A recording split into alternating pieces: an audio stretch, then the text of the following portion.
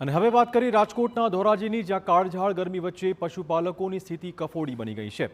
માનવી બોલીને પોતાની આપવીતી સંભળાવે, પરંતુ જ્યારે વાત અબોલ જીવની આવે ત્યારે તેઓને માત્ર મૂંગા મોઢે તમામ મુશ્કેલી વેઠવી પડતી હોય છે।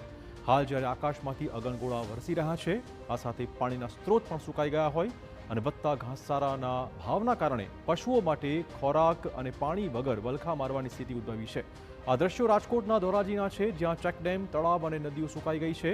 જોકે નદીના પટમાં આવેલા ખાડાઓમાં અતિશય દૂષિત પાણી છે, ત્યારે પશુપાલકોનું કહેવું છે કે જો પશુઓ આ પાણી પીશે તો તેઓ મરી જશે અથવા બીમાર પડશે, જેના કારણે પશુપાલકોને કલાકો સુધી પાણી માટે ભટકવાનો વારો આવ્યો છે।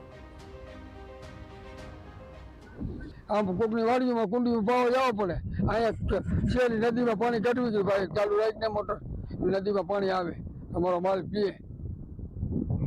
કેવા હેરાન થાય છે પશુ? હેરાન થાય છે પશુ, કદવો પી જાય, માંદા પડી જાય તો ડોક્ટરને બોલાવવો પડે, 1000 એને દેવો પડે। ચેક ડેમમાં ને શું સ્થિતિ છે પાણીની? ડેમમાં 50 ડેમ ભેડો પીતા જ નહીં ડૂબા પાણી, હાવ બગડી ગયેલું, 100 સાઈડનો કદડો આવે।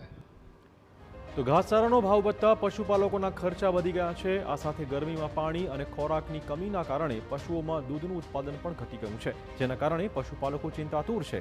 સરકાર ડેમમાંથી કેનાલ અથવા તળાવોમાં પાણી છોડે તેવી માંગણી તેઓ કરી રહ્યા છે। ડેમમાં પાણી છે, છોડી દે તો એની મહેરબાની, આમાં પાણી નથી હાવ। ક્યાં ડેમમાં પાણી? ભાદર ડેમમાં, લીલાખાવાળાના છોડી દે તો આમાં પાણી તો ખૂબ પાણી છે। હું તો માલઢોરની બે હાલત અટાણે, મૂંગા જનાવરની અટાણે ઘાટર બકરા ગાડર ક્યાં પાવા દઈએ? અમને ક્યાં ખેડૂત પાવા દઈએ? કોઈ પાણીની માંગ છે ભાઈ, બીજું તો શું કરી દઈએ આપણે।